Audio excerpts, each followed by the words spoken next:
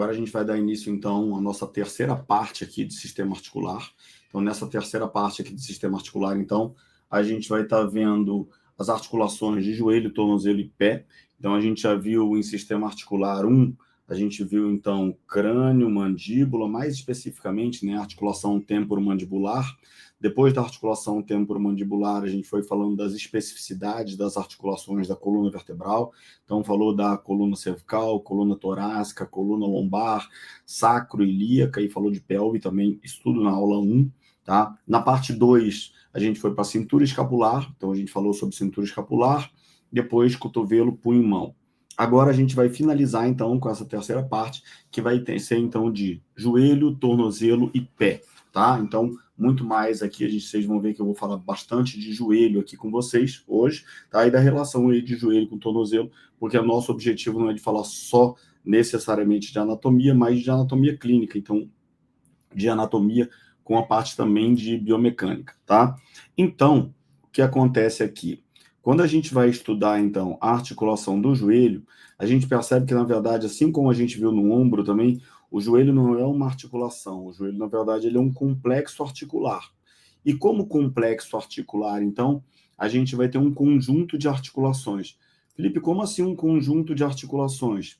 É um conjunto de articulações porque, na verdade, a gente vai ter o encontro dessa articulação aqui, do fêmur com a patela, tá? E aí a gente vai ter o nosso principal osso sesamoide, que vai ser a nossa patela, ou seja, o maior e mais significativo osso sesamoide, a gente já vai falar um pouquinho aqui. A gente vai ter uma articulação tíbio-femoral, tá? Ou fêmuro-tibial, tanto faz. Aqui está tíbio-femoral lateral e tíbio-femoral medial. E aqui embaixo a gente tem uma outra articulação, que vai ser a tíbio-fibular proximal. Só que, na verdade, por que ela não está aparecendo aqui? Porque, diferente dessas outras, da fêmuro-patelar e da fêmuro-tibial, a nossa articulação tíbio-fibular proximal, ela é uma articulação que ela não fica localizada no complexo articular do joelho. Então, quando a gente pensa em joelho, Felipe, mas as articulações do joelho, quais são as articulações do joelho? Então, as articulações do complexo articular do joelho são fêmuro-patelar e fêmuro-tibial, só. Tá? Mas e a articulação tíbio-fibular proximal? A articulação tíbio-fibular proximal, ela é uma articulação que ela fica localizada na região do joelho, só que ela não faz parte do complexo articular do joelho. O que significa isso? Que ela, na verdade, ela faz parte, biomecanicamente, ela tem uma relação biomecânica no joelho, mas anatomicamente não faz parte do complexo articular. Então, ela tem uma cápsula articular separada, é uma articulação completamente separada. Tá? Então, aqui a gente vê as principais articulações, e aqui a gente vai destacar, então, a patela. Tá? Por que eu botei aqui a patela em destaque? Então, a patela é o nosso principal osso sesamoide. Então, só retomando, tá? O que significa um osso sesamoide? Um osso sesamoide é um osso que fica localizado inteiramente dentro da articulação. Felipe, então qual é a função de um osso sesamoide? O osso sesamoide ele é muito importante para a gente, que é da área da fisioterapia, da área da educação física, que trabalha com movimento, porque o osso sesamoide ele tem uma função biomecânica e não uma função estrutural. Quando eu penso, por exemplo, na articulação fêmuro-tibial, eu penso que essa articulação ela tem uma função estrutural também. Então, a gente vai ter os nossos meniscos que vão amortecer carga, né? A gente vai ter uma articulação que vai trabalhar com impactação e que vai fazer parte do eixo estrutural do corpo. A patela não, a patela é um ossinho que fica localizado anteriormente no joelho e todo dentro da cápsula articular.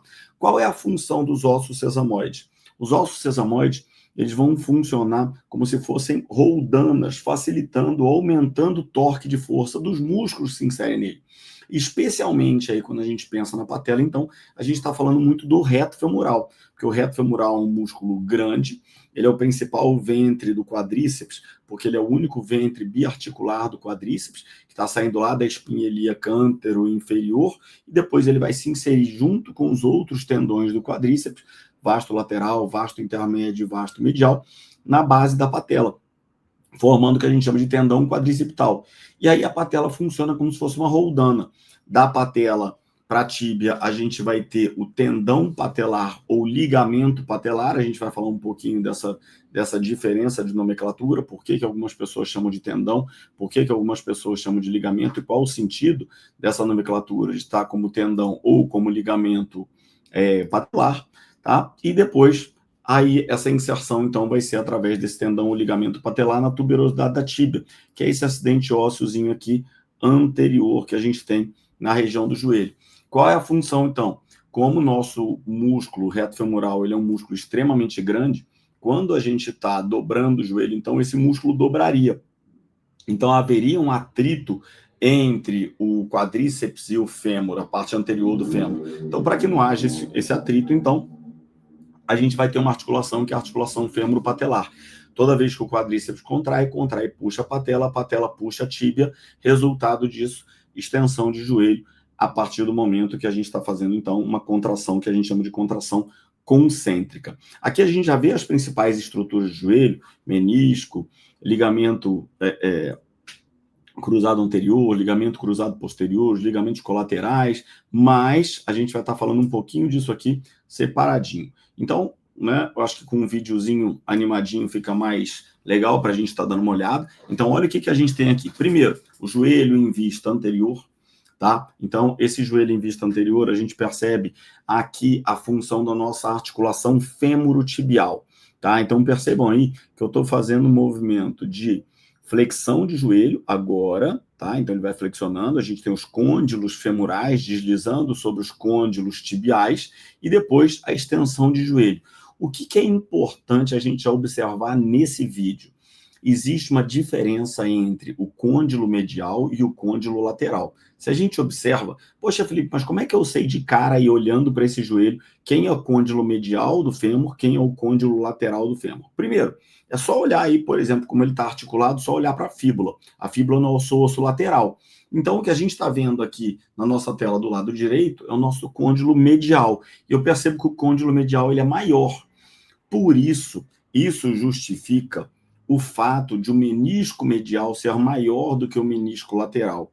Isso justifica o fato de que a maioria das entorses de joelho que cursam, então, com lesão de ligamento cruzado anterior, elas têm associada a lesão de cruzado anterior com lesão de menisco medial. Porque quase sempre é menisco medial e poucas vezes menisco lateral. Porque o menisco medial é maior e porque o menisco medial recebe mais carga, uma vez que o nosso côndilo femoral medial ele é maior do que o côndilo femoral lateral. Então a gente já pode observar na imagem aqui que quando ele estender agora, vocês vão observar lá, ó, olha a espessura do menisco medial em relação à espessura do menisco lateral. Uma outra coisa que tem de importante quando a gente pensa aqui também nessa relação é que quando a gente está fazendo movimento no joelho, a articulação fêmuro-tibial ela é uma articulação classificada como articulação condilar. O que significa isso? Que a articulação condilar, diferente da articulação, por exemplo, do cotovelo, da húmero ulnar, que é uma articulação em gínglimo ou dobradiça, que permite movimento em um único sentido, a articulação condilar ela permite movimento em dois sentidos, mais em um sentido do que em outro. Ué, Felipe, mas então a gente faz outro movimento no joelho, a não ser flexão e extensão? Sim, na verdade a gente tem um leve movimento de rotação interna da tíbia e rotação externa da tíbia.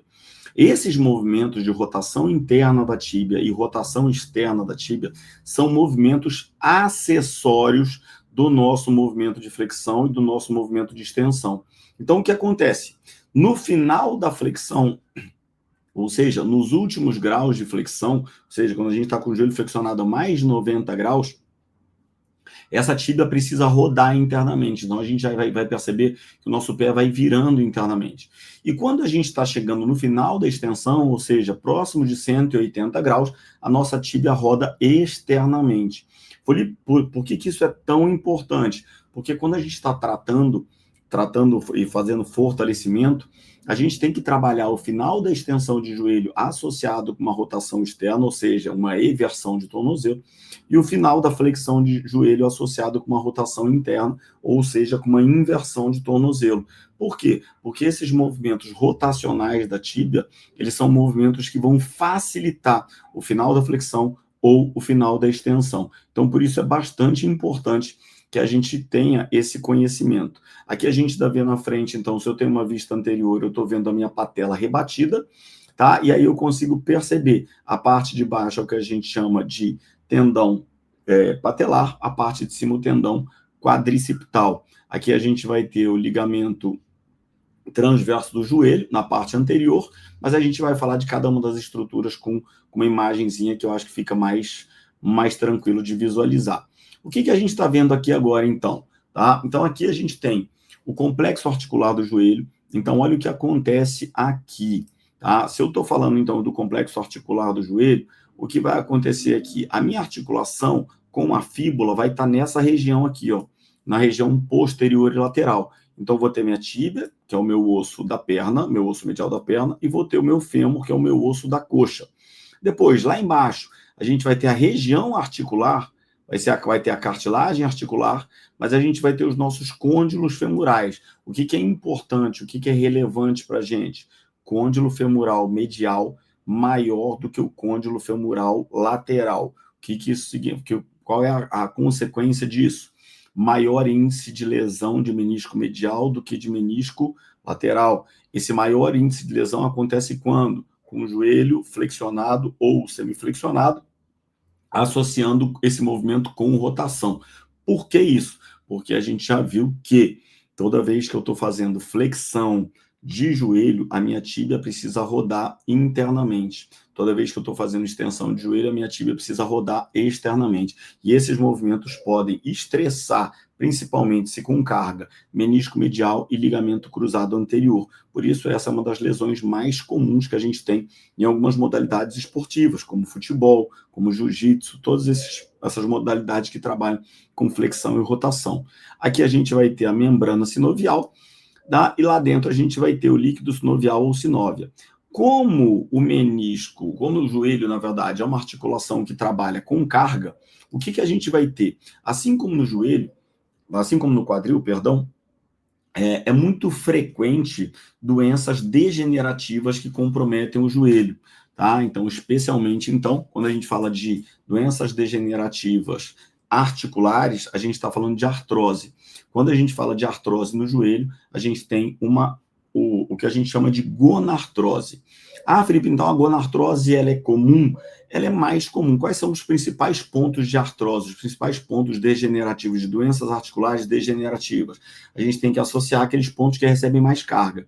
Quais são os pontos que recebem mais carga? Joelho. Então, a gente pode ter gonartrose unilateral ou bilateral. A gente pode ter quadril. Então, a gente pode ter a coxa artrose unilateral ou bilateral.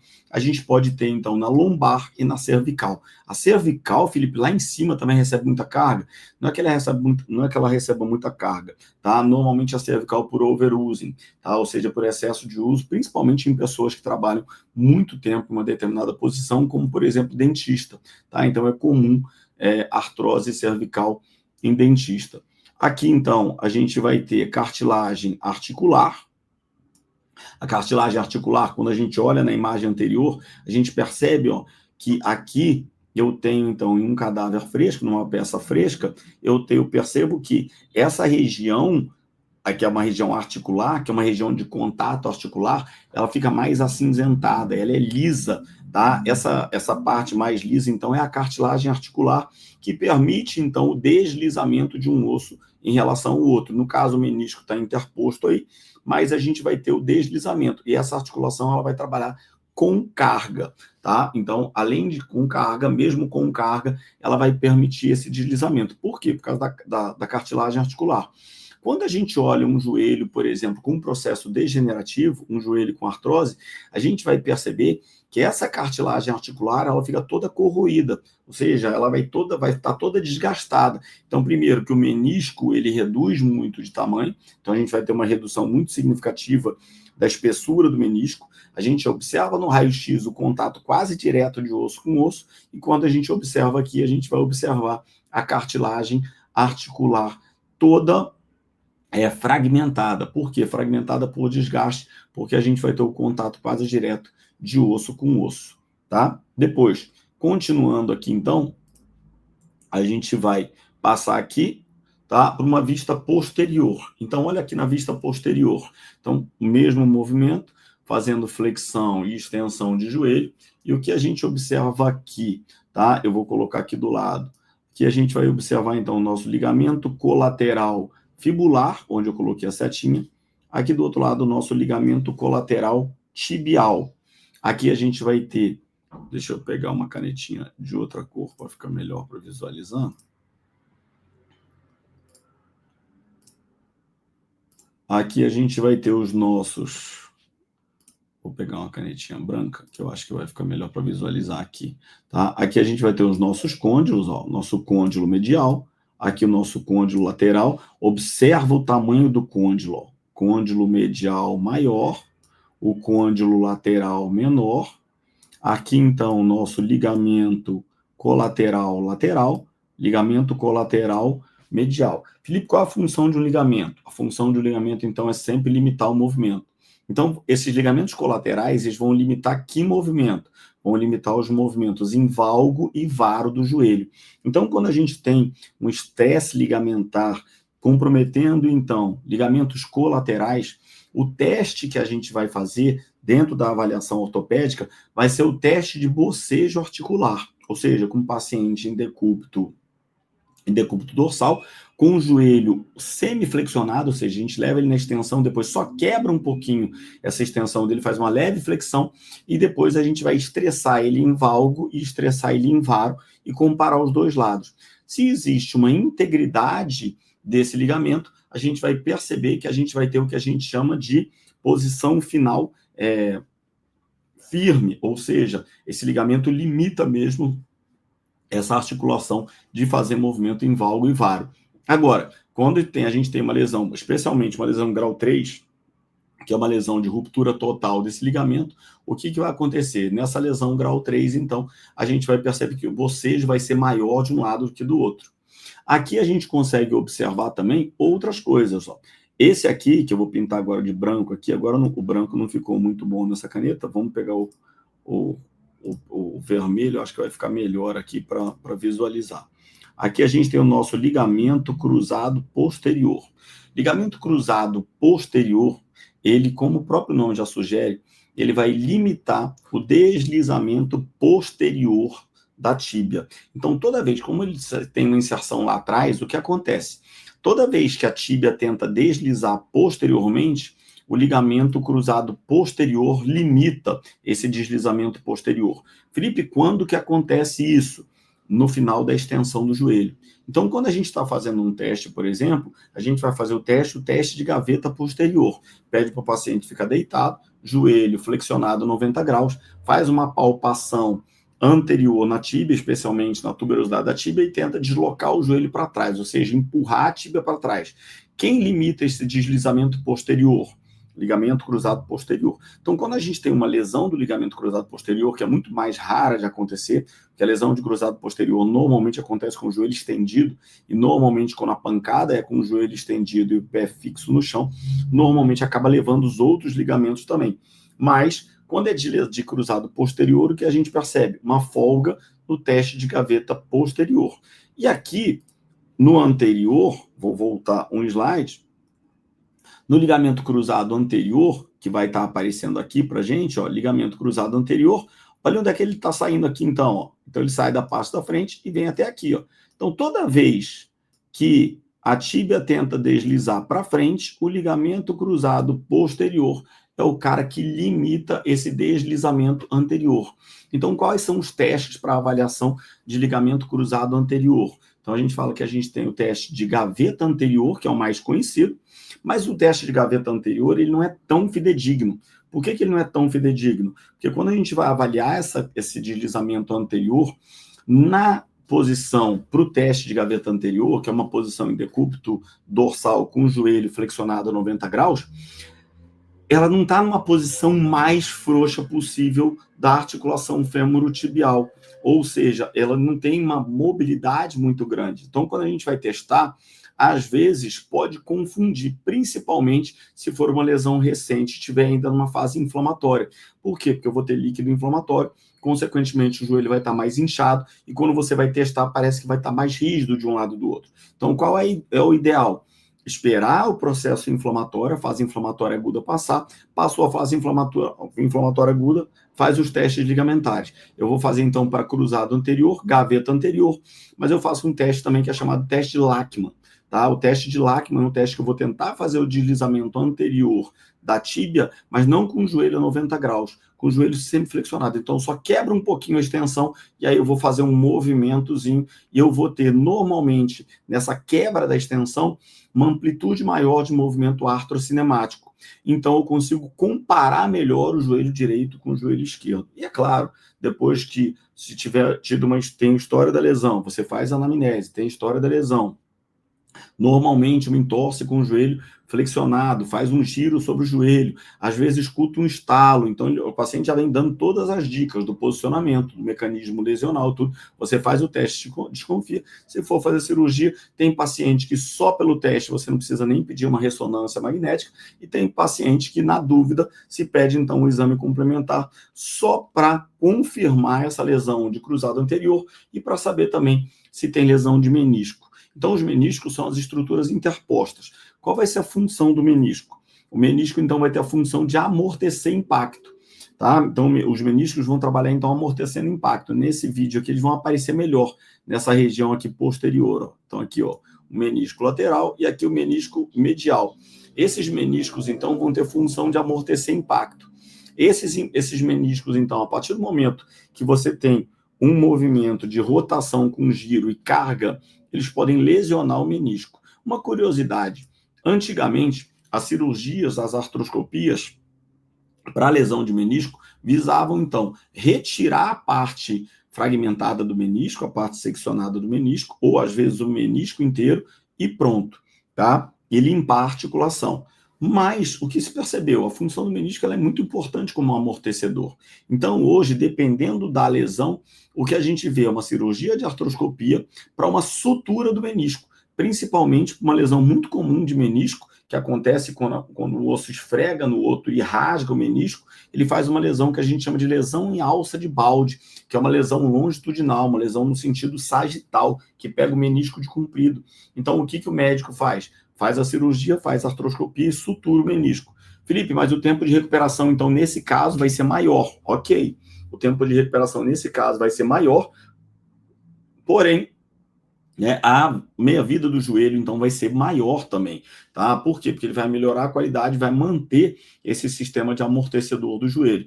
Caso o paciente faça a retirada do menisco, o tempo de recuperação vai ser muito maior, porém, ele vai ter uma tendência a desenvolver uma artrose no joelho, uma artrose precoce, que é o que acontece com muita gente mais antiga que fez essa cirurgia para retirada. Por quê? Porque, na verdade, a gente está retirando, então, o nosso amortecedor. Felipe, e como é que a gente faz o teste, então, para menisco? Os testes para menisco são testes de compressão. Então, a gente tem o teste de compressão de Apley, que a gente faz, então, em decúbito ventral. Coloca o paciente em decúbito ventral, coloca o joelho em 90 graus e faz a compressão rodando, né?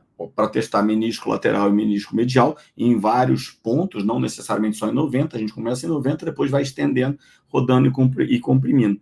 A gente tem o teste de palpação de linha interarticular, que a gente faz, então, normalmente, ela é sensível à palpação na linha articular, e a gente faz o teste de McMurray também, que é um teste de extensão de joelho, quando a gente vai estendendo e comprimindo, especialmente para avaliação de menisco medial, tá?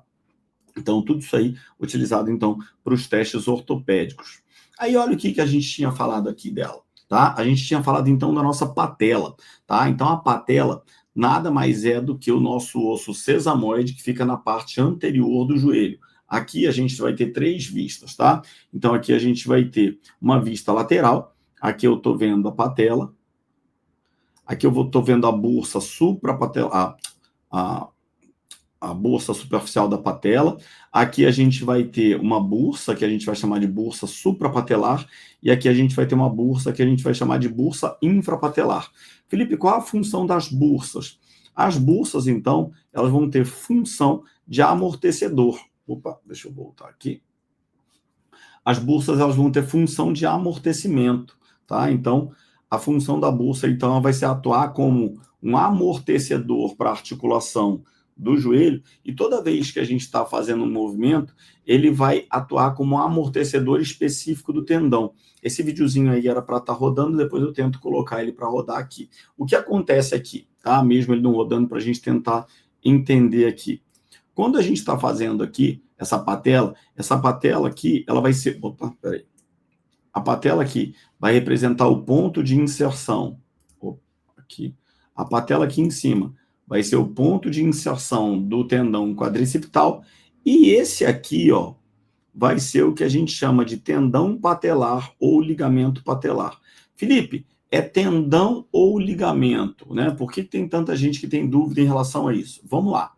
Quando a gente pensa em ligamento, morfologicamente, o que é um ligamento?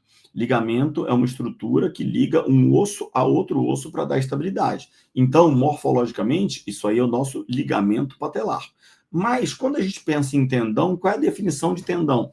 Tendão, então, é a estrutura que insere o músculo no osso. Só que no caso desse músculo, por ele ser um músculo grande, por ele ser um músculo comprido, ele não vai ter uma inserção direta, ele vai ter uma inserção indireta. Então, ele vai se inserir primeiro através do tendão quadricipital na base da patela e depois através do tendão patelar na tuberosidade da tíbia. Então, quando a gente está pensando na biomecânica, no funcionamento, a gente pode falar que isso aí, então, ele vai ser um tendão patelar. Por quê? Porque biomecanicamente ele funciona como um tendão, como acessório. Mas quando a gente pensa especificamente na morfologia, na anatomia, a gente vai perceber que, na verdade, ele é um ligamento. Por quê? Porque ele está inserindo esses 2 pontos, inserindo o ápice da patela na tuberosidade da tíbia, tá? Essa animaçãozinha não está rodando, mas ela para estar rodando aí, está mostrando um pouquinho essa flexão e extensão do joelho, o que acontece durante os movimentos de flexão e extensão. Depois eu tento voltar nela para ver se ela roda aí para vocês, tá? Então aqui a gente vai ter o ápice da patela, aqui a tuberosidade da tíbia e aqui então o nosso tendão ou ligamento patelar. Então sempre que perguntarem para vocês, nossa, mas é tendão patelar ou é ligamento patelar? O que vocês vão falar? Depende. Depende do quê? Na verdade, ele vai depender aí, no caso, né, do que você está comparando. Se você está comparando e você está falando de movimento, ele vai ser ligamento. Ele vai ser tendão. Agora ele rodou aqui, consegui consertar aqui. Então, se a gente está falando de movimento, ele vai ser tendão. Se a gente está falando de estrutura, ele vai ser um ligamento. Então, a gente observa que, olha, durante o movimento de flexão do joelho, essa patela, então, ela inclina, mas ela permanece ali sustentando essa relação com a tíbia a 90 graus. Então, a gente percebe que esse ligamento ou tendão patelar, ele continua retinho. E quem está ali em cima? A base da patela. Então, enquanto ele vai flexionando, a base da patela continua ali em cima. Então, essa patela vai funcionar como se fosse uma roldana para aumentar o torque de força do quadríceps. Ok. Até quando essa roldana funciona bem? Às vezes eu dou exemplo para os meus alunos o seguinte: quando a gente está botando, por exemplo, uma roldana, significa que eu estou puxando uma direção, mas em algum momento ele está fazendo uma curva. E nessa curva, então, vai ter a roldana. Quando que essa roldana vai ter uma ação, até que grau de movimento essa roldana vai ter uma ação legal? Até 90 graus. Por quê? Porque depois de 90 graus, esse ângulo já vai invertendo e eu já estou puxando para o mesmo sentido. Então, olha o que acontece. Se a pessoa tem uma dor no joelho, uma dor anterior no joelho, que é uma dor característica que a gente chama das condropatias, né? patelares, ou seja, das dores anteriores no joelho, o que a gente recomenda? Que não faça, primeiro, fortalecimento de quadríceps em cadeia cinética fechada. Então, a gente já viu, cadeia cinética fechada significa pé no chão e a carga, então, está sobre o joelho. Então, você está descendo e fazendo extensão com a carga do corpo. Por que não? Porque aumenta o impacto e aumenta o atrito. E também o que é contraindicado? Uma extensão quando você faz uma flexão maior do que 90 graus. Por quê? Porque a partir de 90 graus, quanto maior for a flexão, maior vai ser o impacto da patela contra o fêmur. Poxa, Felipe, mas eu vejo lá nas academias o pessoal falar que tem que fazer agachamento a fundo, que quanto mais agachar, mais dobrar o joelho, se encostar a bunda no calcanhar, o efeito é maior. Ok, mas por que vai ter um efeito maior? Vai ter um efeito maior às custas, na verdade, de uma desvantagem mecânica. Então, o que eu estou fazendo? Eu não estou aumentando carga, eu estou gerando uma desvantagem mecânica para o quadríceps. Por quê? Porque se eu dobrar muito, a minha função de roldana da patela diminui. Quanto mais eu dobro, mais diminui e, consequentemente, eu posso favorecer as dores anteriores de joelho, porque eu vou aumentar o atrito na articulação fêmuro-patelar, tá? Então, a articulação fêmuro-patelar, ela tem uma função de aumentar o torque de força do quadríceps e ela vai funcionar muito bem, especialmente se a gente trabalhar até 90 graus, tá? Então, o nome pode ser ligamento patelar ou pode ser tendão patelar. Morfologicamente, ligamento patelar. Biomecanicamente, tendão patelar, tá? Porque tem uma relação direta com esse carinha aqui, que é o nosso quadríceps, especialmente o reto femoral. Aqui a gente tem uma vista lateral, então aqui a gente está vendo a articulação tibiofibular proximal, a cabeça da fíbula, e aqui então a gente tem o nosso ligamento colateral fibular ou colateral lateral. Aqui a gente observa duas estruturas, ó, os nossos retináculos, retináculo medial e retináculo lateral. Felipe, qual a função dos retináculos? Os retináculos têm a função de gerar estabilidade na articulação fêmuro-patelar e fazer, então, com que a patela suba e desça no trilho. Então, a falha ou enfraquecimento desses retináculos pode favorecer uma lateralização da patela. Quando que isso é mais comum? Isso é mais comum nas mulheres, tá? Então, as mulheres apresentam essa falha com mais frequência. E essa falha, quando é uma lateralização, aí a gente chama, então, de condromalácia patelar. Felipe, por que é mais comum nas mulheres? Porque a gente vai ver em biomecânica o seguinte: as mulheres têm como característica morfológica, primeiro, ter um sulco da patela mais raso. Em segundo lugar, ter uma patela menor. E em terceiro lugar, elas têm uma tendência de ter o quadril mais aberto, mais largo. Felipe, mas o que o quadril mais largo tem a ver com a patela? É porque a inserção superior, ou seja, a origem do reto femoral, é na espinha ilíaca antero-superior. Então, se essa pessoa tem o quadril mais largo, a espinha ilíaca antero-superior é mais afastada. Então, consequentemente, quando o quadríceps está contraindo, ele não puxa necessariamente só para cima, ele puxa para cima e para o lado.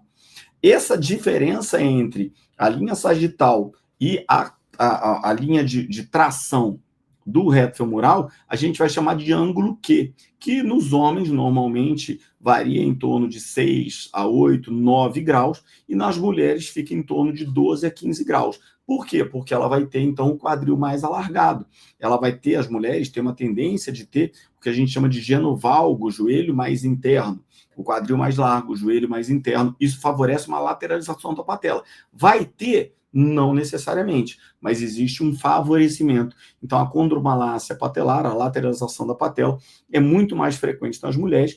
Por quê? Por causa, principalmente, do aumento do ângulo Q, que se dá por estrutura, né, o tipo de estrutura de pelve, tipo de estrutura de joelho e algumas características ósseas de patela e do sulco da patela, tá? Então, isso é extremamente importante a gente levar em consideração quando a gente está fazendo as avaliações. Aqui, então, a gente já observa o que a gente tinha visto como retináculo patelar, ó. Então, a gente observa o seguinte: algumas pessoas vão colocar, nossa, fortalecimento dos oblíquos. Quando eu estou fazendo uma avaliação, quando eu estou olhando o quadríceps, então, ele recebe esse nome por ter 4 ventres principais. Que ventres são esses? Reto femoral, que é o único ventre biarticular, por isso é o mais importante biomecanicamente. Quando a gente quer gerar, por exemplo, uma insuficiência muscular ativa ou passiva, sempre trabalha pensando na função biomecânica do reto femoral. E depois os outros, vasto lateral, vasto intermédio e vasto medial, eles se inserem, eles saem do fêmur, medialmente, lateralmente e intermédio, direto, então, para encontrar com o tendão do reto femoral e formar o que a gente chama de tendão quadricipital. E aí a gente percebe que esse tendão do reto femoral vai encontrar o tendão dos vastos, do vasto medial e do vasto lateral. Esse tendão, então, essa chegada do vasto lateral e do vasto medial, a gente chama, então, de retináculo patelar, retináculo medial e retináculo lateral. Esses retináculos, então, podem tracionar a patela mais medialmente ou mais lateralmente, dando uma estabilidade para o joelho quando a gente está fazendo um movimento de flexão e extensão de joelho. Então, aqui a gente observa, se a gente tem a chegada lá do quadríceps, aqui a gente vai ter o que a gente chama de bursa suprapatelar. A bursa suprapatelar, então, ela diminui ou evita o atrito entre o tendão quadricipital e o fêmur. E aqui a gente vai ter a bursa infrapatelar. Tá? A bursa infrapatelar, então, é a bursa que vai diminuir o impacto, evitar o impacto entre o tendão patelar ou ligamento patelar e a tuberosidade da tíbia. Aqui a gente já está na parte articular, onde a gente vai encontrar o menisco. Aqui, então, a gente tem o fêmur, aqui a gente vai ter a tíbia, e aqui, então, a gente vai ter o nosso menisco lateral, porque a gente está vendo lateralmente esse aqui, só que com um corte sagital. Aqui a gente vai ter a nossa patela, bonitinha aparecendo aqui, e aqui a gente vai ter o que a gente chama de bursa pré-patelar, que pode ser maior em algumas pessoas, menor em outras. Tá? Existem algumas pessoas também que apresentam uma membranazinha localizada entre a patela e o fêmur, que a gente chama de plica sinovial. E aí, para ver se a pessoa tem plica sinovial, aquelas pessoas que têm dor na região anterior do joelho, a gente faz um teste de raspagem da patela, tá? Para fazer esse tipo de avaliação. Então, nesse slide aqui, a gente consegue observar, então, estruturas articulares, ó, tendão quadricipital, tendão patelar. O tendão quadricipital, então, nada mais é do que a chegada do quadríceps na base da patela. Então, a patela é um osso sesamoide, fica inteirinho dentro da articulação da cápsula articular do joelho. A base é superior e o ápice é inferior. Do ápice, então, a gente vai ter aqui o nosso tendão ou ligamento patelar. Então, ó, em cima, quadricipital, embaixo, patelar. Aqui a gente vai ter uma bursa que a gente chama de bursa suprapatelar. Aqui a gente vai ter uma bursa que a gente vai chamar de bursa infrapatelar. Aqui a gente não está vendo, porque nessa imagem aqui é uma imagem para avaliação só de ligamentos e estruturas articulares, que não bursas. Aqui a gente vai ter o nosso ligamento colateral medial, e lá do outro lado a gente vai ter o nosso ligamento colateral lateral, porque a fíbula está aqui, ó, articulação tíbio-fibular. Então, o ligamento colateral fibular, ele vai para a cabeça da fíbula. Depois a gente vai falar a função biomecânica da articulação tíbio-fibular proximal. E aqui a gente vai ter o nosso menisco, que fica bem nessa região. Observa que nesse ângulo aqui, de 90 graus, é o ângulo da patela. Então, ó, o ângulo de 90 graus. Até 90 graus, a patela funciona muito bem biomecanicamente, favorecendo o torque de força do quadríceps. A partir do momento que eu aumento esse ângulo, se eu trago esse ângulo para um ângulo mais fechado, o que acontece? Acontece que eu começo a trazer a patela contra o fêmur. E aí a gente começa a ter um desgaste, então, da patela contra o fêmur, no sulco articular da patela, e a consequência disso, então, vai ser aquela dor anterior no joelho, tá? Então não tem estalo, não tem nada, vai ser uma dor localizada na região anterior do joelho, que a gente vai chamar, então, de condropatia. Aqui, então, a gente vai observar os nossos ligamentos. Ó, então, nesse videozinho, a gente pode observar todos os nossos ligamentos. Aqui na parte do desenho do lado, a gente já vai ver aqui, ó, ligamento colateral fibular, que está vindo aqui para a cabeça da fíbula, que eu estou desenhando aqui, circundando aqui para vocês. Aqui desse lado aqui, a gente vai ter o nosso ligamento colateral tibial, ó, grandão aqui, bonitão. Ele vai se inserir muito próximo de um grupo de músculos importantes que a gente chama de músculos da pata de ganso. Felipe, quem são esses músculos da pata de ganso? Grácil, sartório e semitendinoso. Por que é importante a gente saber disso? Então, aqui, ó, pata de ganso, sartório, grácil e semitendinoso, se inserem bem próximo do ponto de inserção, então, do nosso ligamento colateral medial. Por que que é importante? Porque, às vezes, a pessoa desenvolve uma tendinite da pata de ganso, tá? Uma tendinopatia da pata de ganso, por uma disfunção do sartório, uma disfunção do grácil ou uma disfunção do semitendine e, consequentemente, vai ter essa dor no compartimento medial da tíbia, um pouquinho mais abaixo, que pode se confundir, então, com uma lesão de ligamento colateral medial. Então, se faz o teste, primeiro, né, na anamnese, perdão, a gente já consegue perceber as diferenças da queixa clínica, pela história clínica do paciente, mas também a gente vai fazer o teste. Que teste? Teste de bocejo medial. Então, teste de bocejo medial para avaliar ligamento colateral medial, mas a gente vai avaliar também teste de função muscular. Função muscular de que músculos? Sartório, que é o anterior, grácil, que é o medial, e semitendinoso ou semitendíneo, que é o posterior, que se insere na mesma região. Se insere na mesma região, eu posso ter eles como diagnóstico diferencial. Uma tendinite de pata de ganso pode ser diagnóstico diferencial para uma lesão de ligamento colateral medial, tá? Continuando aqui, então, nas nossas estruturas, a gente vai ter os nossos meniscos. Aqui a gente tem o ligamento transverso, tá? Então, ele está atravessando, então, do menisco lateral para o menisco medial. E aqui a gente vai ter os nossos ligamentos cruzados, ó. Ligamento cruzado anterior e lá atrás o ligamento cruzado posterior. Então, eles recebem esse nome de ligamento cruzado anterior ou ligamento cruzado posterior por causa do posicionamento. O cruzado anterior limita o deslizamento anterior. O cruzado posterior limita o deslizamento posterior da tíbia durante os movimentos de flexão e de extensão de joelho. Tá? Então, aqui, só com uma imagem, na região posterior do joelho, a região posterior do joelho a gente chama de região poplítea, tá? E aí a gente vai ter os dois ligamentos poplíteos. O ligamento poplíteo oblíquo, que a gente vai ver aqui, ó, onde eu estou passando, e o ligamento poplíteo arqueado, que a gente vai estar vendo aqui, então, nessa região. Ligamento poplíteo arqueado. Normalmente, as dores nessa região acontecem com aqueles pacientes que fazem uma hiperextensão de joelho, que a gente chama de geno recurvatum. Então, tem algumas pessoas que, por fraqueza do músculo quadríceps, elas não andam com o joelho certinho. Por quê? Porque quando a gente está andando, a grande função do músculo quadríceps durante a marcha é frear o movimento de flexão. Então, algumas pessoas que têm fraqueza de quadríceps, às vezes esse joelho, quando ela faz a flexão, esse joelho falha. Então, o que acontece? Para não ter falha, ela joga o joelho mais para trás e hiperestende o joelho. Só que toda vez que ela está hiperestendendo o joelho, ela está encurtando o quadríceps. Encurtando o quadríceps, ela gera uma fraqueza.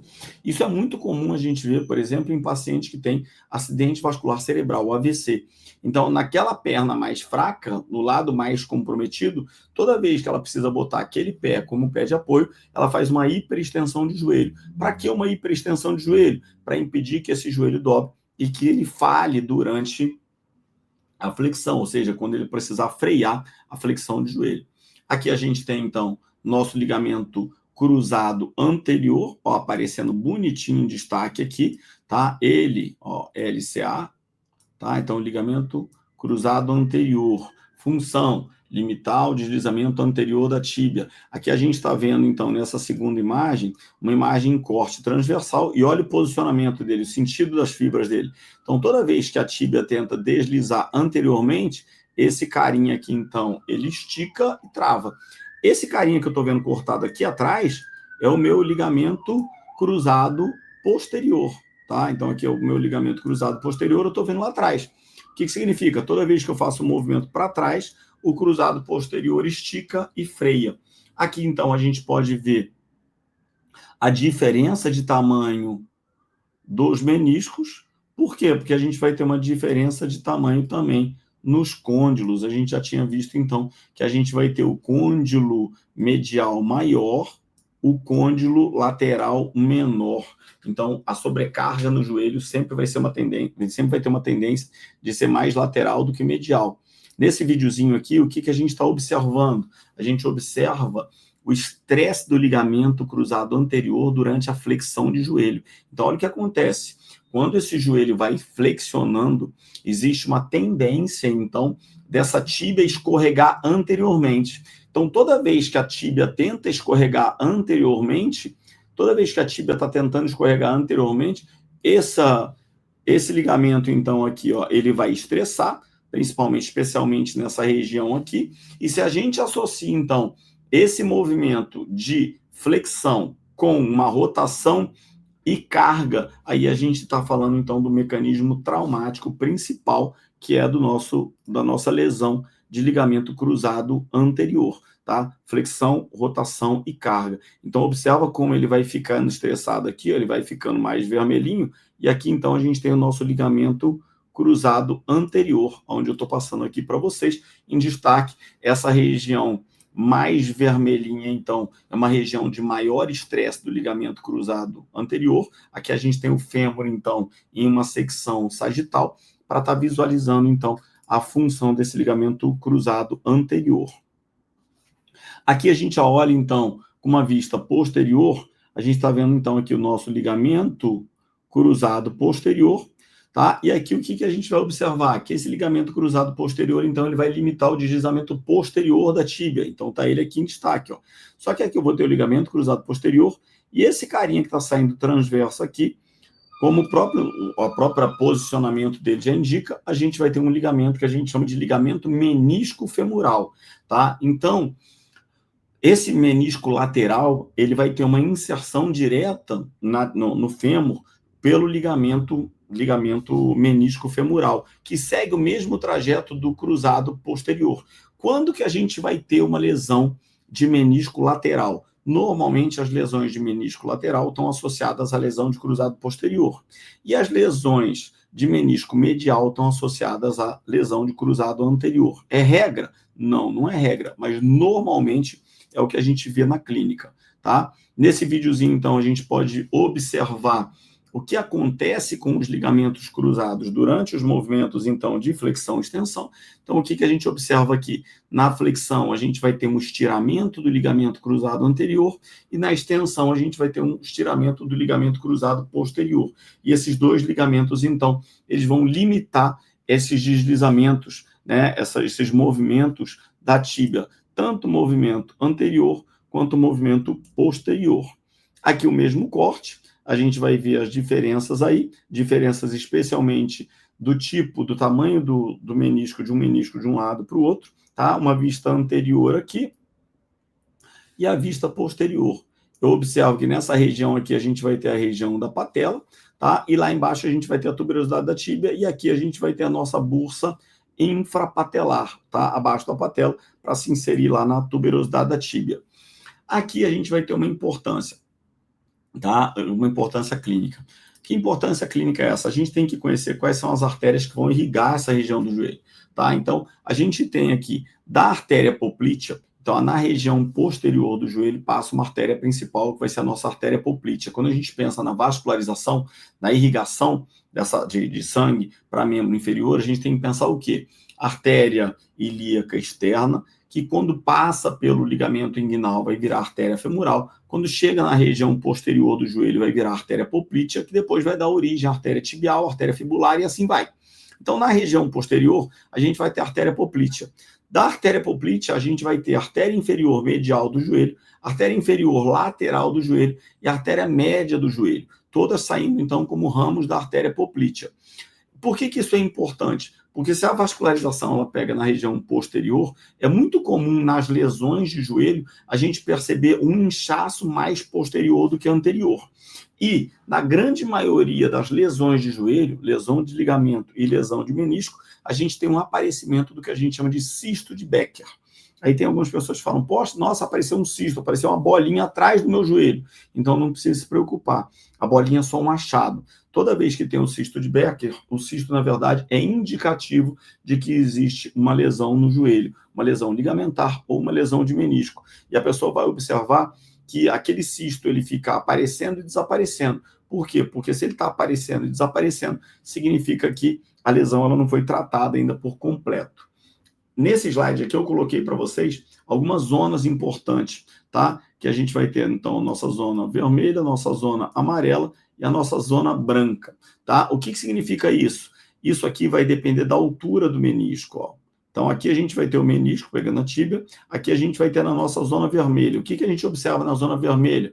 Uma área maior de menisco, tá? Mais lateralmente. E na zona branca, uma área menor de menisco. E aqui que a gente vai ter, então, no tubérculo intercondilar, a gente vai ter o ponto de inserção dos ligamentos cruzados aqui no tubérculo intercondilar da tíbia. Aqui vai ser nossa tuberosidade da tíbia. Então, a gente vai perceber que a maioria das lesões elas vão acontecer entre a zona amarela e a zona vermelha, que são zonas maiores e que geram uma compressão, uma tensão maior nesses meniscos, tá? Então, essas aqui são zonas de tensão na região do joelho. As zonas de tensão, então, são maiores, especialmente nas partes mais laterais. Então, esse menisco ele vai ser mais fininho próximo do meio, e ele vai ser maior ou mais alargado nas partes mais laterais, tá?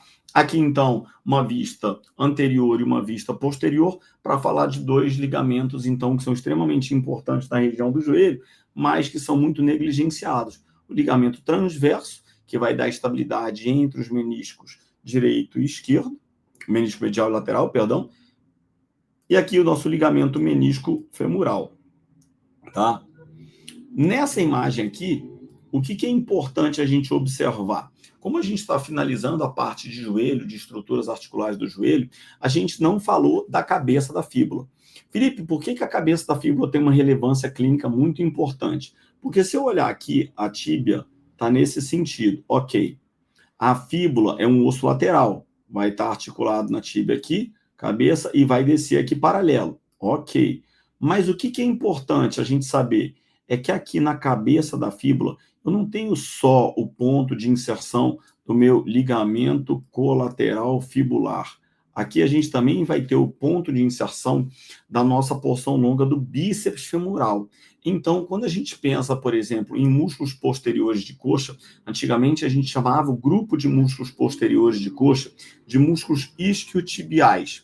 Então, por que isquiotibiais? Porque saíam da tuberosidade isquiática, iam em direção à região posterior da tíbia e faziam o mesmo movimento, flexão de joelho, e ajudavam, ou seja, são sinergistas na extensão do quadril. Sinergistas de quem? Sinergista do glúteo máximo, que é o principal extensor do quadril. Só que o que a gente observa? Que, morfologicamente, a gente não pode chamar de isquiotibial. Tá? Do mesmo jeito que eu não posso chamar morfologicamente de tendão patelar, porque ele é um ligamento, porque ele vai da patela até a tuberosidade da tíbia, a gente também não pode chamar de isquiotibial. Por quê? Porque, na verdade, eles não vão todos para a tíbia. O bíceps femoral, ele sai da tuberosidade isquiática, mas ele vai para a cabeça da fíbula. Então, o que acontece? A gente tem uma relação biomecânica direta entre entorse de joelho e entorse de tornozelo. Por quê? Porque quando a gente fala de entorse de joelho, as entorses de joelho acontecem com flexão. Se eu estou falando, então, de uma entorse com flexão, quando a gente faz uma flexão de joelho, a gente vai fazer, então, uma rotação interna da tíbia. E nessa rotação interna da tíbia, também a fíbula vai ter que acompanhar. Então, a fíbula acaba anteriorizando. E depois, na volta, ela vai ter que posteriorizar. Só que esse osso, que é a nossa fíbula, ele vai ter uma relação lá em cima, só que ele vai ter uma relação lá embaixo, porque a gente vai ter a tibiofibular proximal, tá? Então, aqui é a nossa cabeça da fíbula, aqui é a nossa articulação tibiofibular proximal, só que a gente vai ter, depois eu vou passar uns slides, deixa eu pegar um slide lateral, a nossa articulação tibiofibular distal, que está aqui, ó. Aqui, então, a gente vai ter o nosso maléolo lateral. O que acontece? Se o nosso osso está nesse sentido aqui, e eu tenho um músculo muito potente que se insere na parte de cima, consequentemente, ele vai ter a tendência de puxar essa parte de cima para trás. E, consequentemente, eu vou ter uma tendência de jogar esse maléolo lateral anteriormente. A partir do momento que eu tenho um deslizamento anterior do maléolo lateral, existe uma folga na pinça maleolar, o que vai, então, predispor esse tornozelo à entorse por inversão. Por isso que a maioria das entorses de tornozelo acontecem por inversão, tá? Ou seja, com o pé para dentro.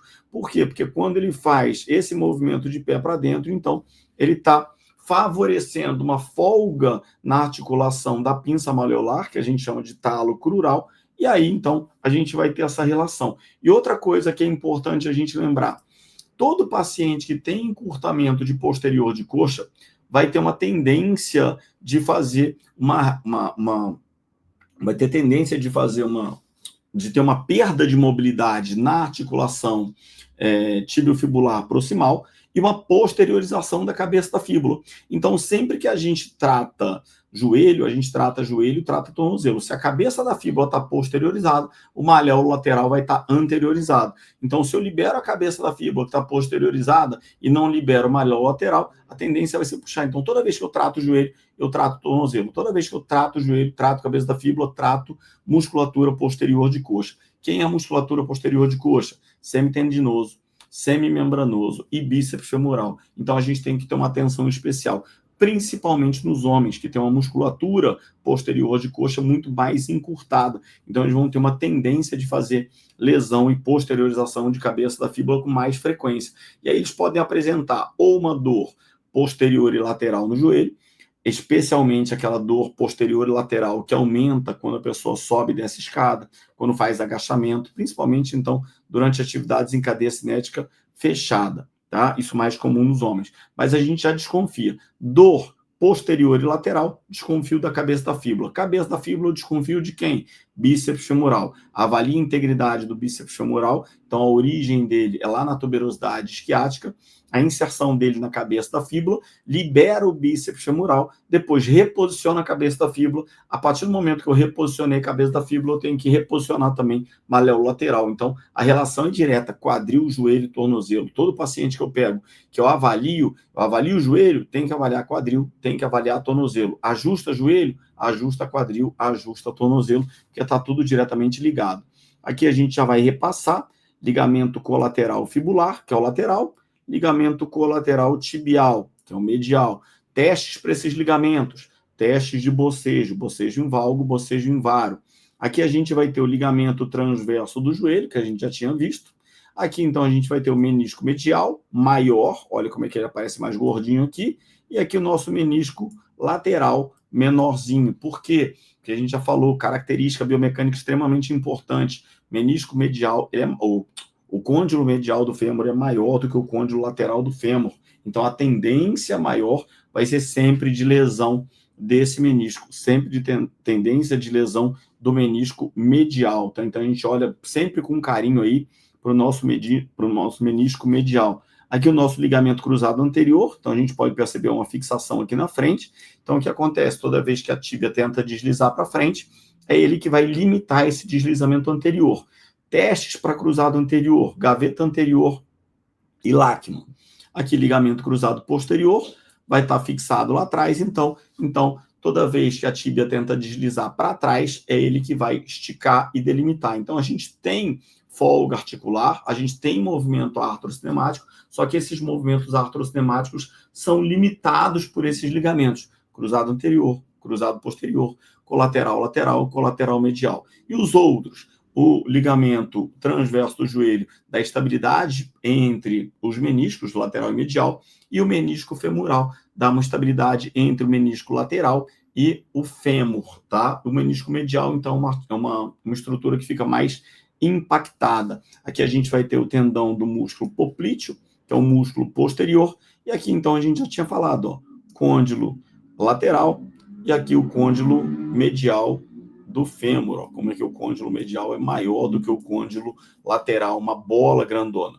E aqui, quando a gente pensa na tíbia, na fíbula, então, tá? Na fíbula, então, a gente vai ter o que a gente chama de côndilos ou platôs. O platô é a parte superior, onde a gente vai ter o encaixe. Aqui uma vista posterior, mas o que a gente está vendo aqui é a mesma coisa, tá? Só que aqui em vista posterior. Então, o que a gente está vendo aqui em vista posterior? Tubérculo do adutor, onde a gente vai ter, então, né, o nosso epicôndilo, o medial do fêmur, tá? Ponto de inserção dos adutores, que vão fazer, então, o movimento de fechamento ou adução de coxa. Ligamento cruzado posterior, ligamento cruzado anterior, aparecendo aqui, ó, menisco femoral, aparecendo aqui, tá? Então, ligamento menisco femoral, que é posterior também. Côndilo lateral, que está aqui, olha o côndilo medial aqui maior também. Felipe, tem dúvida, olha para a fíbula nosso osso lateral, cabeça da fíbula, tá? Aí a gente vai ter a articulação tibiofibular proximal, ligamento colateral fibular ou lateral, ligamento colateral tibial ou medial, tá? Nosso menisco medial aqui, essas são as principais estruturas articulares do joelho. E aqui o que a gente tem? Uma vista medial do tornozelo. Quando a gente chega lá no tornozelo, o que é importante ressaltar? Lá no tornozelo, então, assim como a gente tinha lá nos ossos da mão, do punho, que a gente chamava de ossos do carpo, na região do tornozelo a gente vai ter o que a gente chama de ossos do tarso, tá? Só que lá na mão a gente tinha 8 ossos do carpo: escafoide, semilunar, piramidal, pisiforme, trapézio, trapezoide, captato e amato. Ok, fileira proximal e fileira distal. Aqui na região do pé a gente vai dividir em retropé, médio pé e antepé. O retropé é formado pelo talos e pelo calcâneo. O talos é o osso que vai se articular com a pinça malleolar, ou seja, com a junção lá embaixo da articulação, que é uma sindesmose que acontece entre a tíbia e a fíbula. Só que o talos, olha o que acontece, vou tentar desenhar aqui para vocês, não sei se vai ficar bom, mas de uma vista superior, o talos ele tem mais ou menos esse formato. O que significa isso? Que essa região posterior do talos, ela é mais estreita. A região posterior do talos, anterior do talos, perdão, ela é mais larga. Então, toda vez que eu estou fazendo uma plantiflexão, uma flexão plantar, ou seja, toda vez que meu pé está fazendo esse movimento para frente, essa região que é mais larga do talos, ela sai da pinça malleolar. E quem fica na pinça malleolar? Essa região aqui, ó. Só que como essa região aqui ela é mais fina, o que acontece? O meu tornozelo fica mais frouxo. Felipe, essa articulação talo-crural, que a gente chama então de talo malleolar, ela faz que tipo de movimento? Flexão e extensão. Então não confundam. Assim como a gente viu lá no cotovelo, o que o cotovelo fez? A húmero ulnar só faz flexão e extensão. E movimento de pronação e supinação? É movimento do rádio em relação à ulna. Felipe, quando a gente pensa lá no tornozelo, a nossa articulação talo-crural do talos com a tíbia e a fíbula, né, na pinça malleolar, só faz movimento de flexão e extensão. Só que quando ele vai fazendo o movimento de flexão, a parte mais alargada desse talos, então, ela vai saindo da pinça malleolar. E quando ele vai saindo da pinça malleolar, o tornozelo vai ficando mais frouxo. O que isso significa? Isso significa que o tornozelo mais frouxo ele fica mais instável. Isso justifica o fato de que a maioria das entorses de tornozelo acontecem com flexão plantar associada à inversão, ou seja, torce com o pé para dentro, girando o pé para dentro. Por quê? Porque girando o pé para dentro, então, toda vez que o meu pé está para baixo, a minha pinça fica mais frouxa e aí a pessoa tende a pisar com o pé para dentro. Então, a maior parte das entorses de tornozelo acontece, então, entorse de tornozelo por plantiflexão com inversão. O que justifica isso? O que justifica isso é que, durante a dorse, movimento que a gente faz, então, com o pé para cima, quando a gente faz a dorsiflexão, deixa eu apagar aqui o movimento da planche, quando a gente faz a dorsiflexão, que é esse movimento nesse sentido, de elevação, o que vai acontecer? O talos projeta posteriormente e, consequentemente, eu tenho uma maior estabilidade. Então, a gente percebe que o tornozelo em dorse, ele fica bem encaixado, o tornozelo implante, ele fica bem frouxinho. Por quê? Isso aqui é característica do nosso talos, tá? Que vai ser o primeiro osso. Só que depois do talos, a gente vai ter embaixo do talos um outro osso, tá? Esse osso aqui vai ser o nosso maior osso do pé, que vai ser o nosso calcâneo, ó. Então aqui a gente vai ter o calcâneo, bem grandão aqui, ó. Então o calcâneo tem uma relação direta, tá? Ele vai ser o ponto de inserção lá atrás, vai ter o ponto de inserção do tendão calcâneo, também conhecido como tendão de Aquiles, né? Por causa na mitologia grega, do guerreiro Aquiles, que tomou a flechada no tendão de Aquiles. Como o tendão de Aquiles, então, o tendão calcâneo é o ponto de inserção do nosso tríceps sural, ou seja, gastrocnêmio e sóleo se inserem na tuberosidade do calcâneo através do tendão calcâneo. Se a pessoa, por exemplo, tem uma lesão, uma ruptura do tendão calcâneo, que normalmente a gente chama de síndrome da pedrada, a pessoa perde a capacidade de fazer plantiflexão. Por quê? Porque quem são os principais plantiflexores são gastrocnêmio e sóleo, nossa panturrilha. Então, o músculo essencial para a gente andar. Só que ali embaixo, se eu estiver pensando em articulação e não em músculo, a gente vai ter uma articulação entre esse carinha aqui, que é o talos, peraí, deixa eu passei muito acima aqui, entre o talos e o calcâneo. Nessa articulação aqui, entre o talos e o calcâneo, deixa eu fazer em vermelhinho aqui está o talos, ó. O talos está aqui, nessa parte de cima, e aqui embaixo está o calcâneo. Aqui, então, a gente vai ter uma articulação. Essa articulação a gente vai chamar de articulação subtalar. Felipe, por que isso é importante? Porque é na articulação subtalar que vão acontecer os movimentos de inversão e eversão. Então, quando a gente está dividindo biomecanicamente, o que a gente percebe? Flexão plantar e flexão dorsal, ou plante e dorsiflexão, são movimentos que acontecem na articulação talo-crural. Agora, inversão e eversão acontecem associadas à plantiflexão. Por quê? Porque a gente já viu, então, que o talos ele sai da pinça, deixa a pinça mais frouxa, e na articulação subtalar, o que significa articulação subtalar? Entre o talos e o calcâneo, acontecem os movimentos, então, de inversão e eversão de tornozelo. É ali que acontece. Tá? Então, o que a gente vai ter de importante aqui em relação à parte de anatomia? Tá? Então, vamos apagar aqui um pouquinho essas canetas aqui. A gente vai ter uma série de ligamentos. Tá? Então, é só observando os nomes e as estruturas. Tá? Então, a gente vai ter o ligamento tíbio-talar posterior, da tíbia para o talos, posteriormente. A gente vai ter aqui o ligamento tíbio-calcâneo. Estou vendo o calcâneo, está indo do maléolo medial da tíbia para o calcâneo. Aqui a gente vai ter o ligamento deltoide, que é o tíbio navicular, está pegando essa partezinha aqui mais medial. Tá? Então, esse ligamento aqui é um ligamento medial. Então, para você ter uma lesão desse ligamento, você teria que fazer uma entorse por eversão, que é muito mais raro. Tá? Aqui a gente vai ter tendão de músculo, tá? Pegando na parte embaixo, e aqui é que a gente tem a fáscia plantar, onde a gente vai encontrar vários músculos flexores, tá? Então, quando a gente faz a pisada, então, a nossa sola do pé, a nossa planta do pé vai funcionar como um amortecedor, e durante a pisada, então, a gente tem muitos músculos e muitos tendões trabalhando ao mesmo tempo. Então, quando a gente tem atrito entre as fáscias desses músculos, a gente pode desenvolver o que a gente chama de fascite plantar. E aqui é onde a gente encontra normalmente o chatinho esporão de calcâneo. Esporão nada mais é do que uma calcificação, tá? Ou seja, um osteófito, que é uma falha de calcificação, só que quando esse osteófito cresce aqui para baixo, pode gerar uma pontinha que quando você pisa parece que tem um caco de vidro nessa região. Então, dificilmente vai ter aqui no arco plantar. Dor no arco plantar a gente associa a fascite, dor aqui na região posterior, a gente associa, então, ao esporão de calcâneo, e aí a gente pode confirmar com alguns testes e com alguns exames complementares. Saiu dessa região do talos e do calcâneo, o que a gente vai ter? Na região anterior, então, a gente vai ter mais alguns ossinhos, navicular, cuboide e 3 ossos que são chamados de ossos cuneiformes. Cuneiforme medial, cuneiforme intermédio e cuneiforme lateral. Aqui a gente tem uma vista lateral, ó. Na vista lateral, a gente vai ter uma importância maior. Por quê? Porque a gente encontra a nossa fíbula. Felipe, por que é mais importante para a gente? Aqui a gente tem, então, o ligamento tibio-fibular posterior, ligamento tibio-fibular anterior. Aqui a gente vai ter nosso ligamento talo-fibular posterior, ligamento talo-fibular anterior.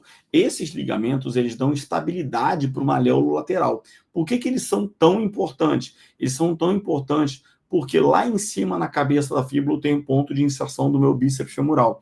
Toda vez que o meu bíceps femoral puxa a cabeça da fíbula para trás, o maléolo lateral tende a sair para frente, a ser anteriorizado.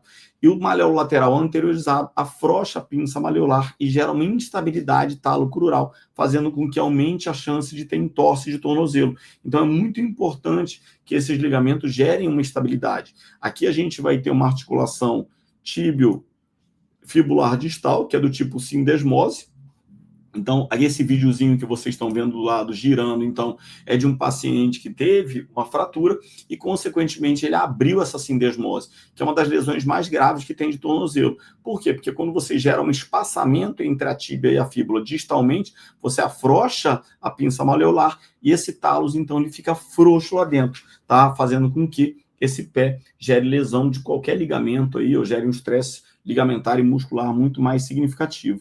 Aqui a gente tem outras estruturas importantes, tá? Aqui a gente vai ter o retináculo, que a gente chama do retináculo do fibular, porque nessa região aqui passam os nossos músculos fibulares, ó, tá? Fibular longo e fibular curto. Então, os fibulares, eles são sinergistas do nosso músculo, dos nossos músculos posteriores de perna, né, no nosso tríceps sural, gastrocnêmio sóleo. E eles também são flexores plantares, eles auxiliam na flexão plantar. Então, por que eles são tão importantes? Porque eles são auxiliares. Felipe, então, clinicamente, por que isso é relevante para mim? Quando a gente pega um paciente, por exemplo, que está apresentando uma dor lateral na perna, associada à atividade física, a gente sempre pensa numa sobrecarga da musculatura fibular. Por quê?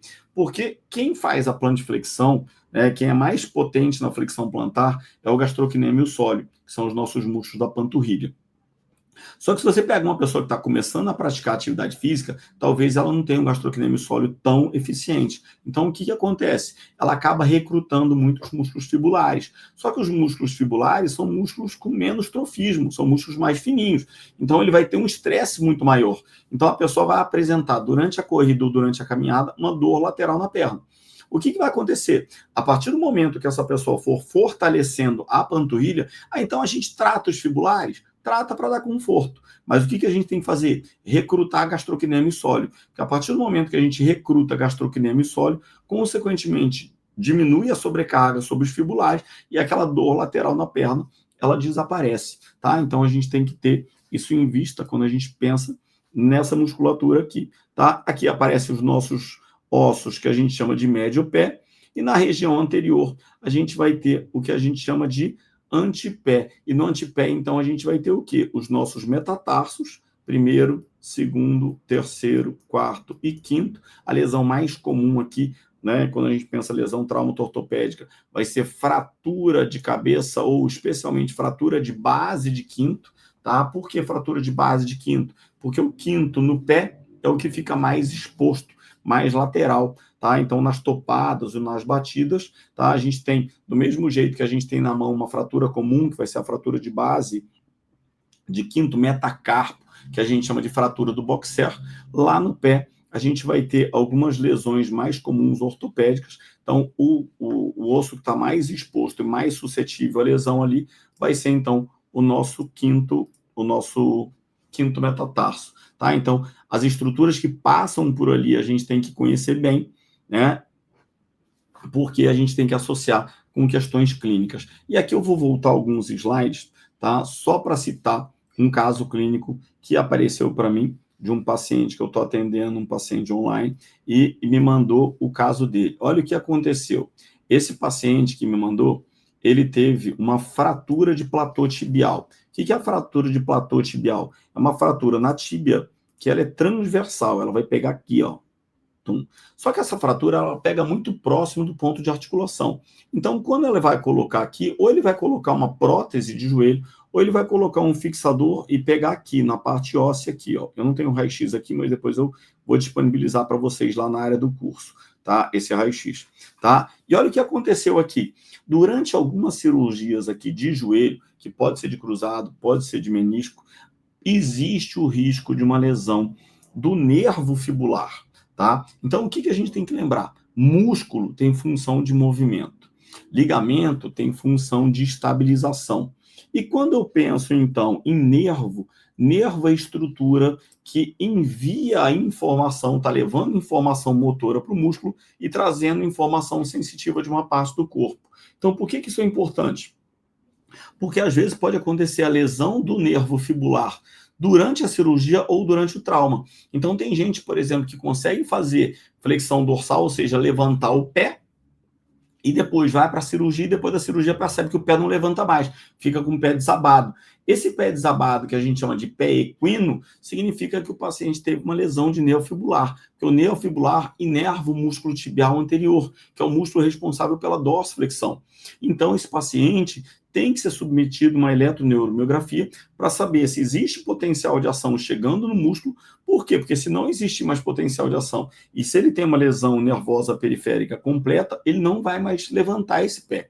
Então, ele vai ficar com uma marcha que a gente chama de marcha escarvante e com o pé caído. A mesma coisa pode acontecer, só que muito mais raro no cotovelo, quando a gente tem uma lesão de nervo radial. E o nervo radial, então, vai inervar os extensores. E aí o paciente fica com a mão desabada, que a gente chama de mão em gota. Ele perde a função de fazer extensão de punho. Aqui no pé, eu pego muito paciente que tem lesão de joelho e que depois apresenta, associado à lesão de joelho, um pé equino, um pé desabado, associado, então, a uma lesão do neofibular. Felipe, agora com a fisioterapia o pé vai levantar? Depende. Primeira coisa que ele vai ter que fazer, vamos observar esse pé, então, eu observar a inervação, ver se a inervação está íntegra ou não, e se essa inervação não estiver íntegra, o que vai acontecer aqui? Se ele tem um comprometimento dessa inervação, consequentemente, ele vai ter, então, uma lesão, uma sequela definitiva. Beleza?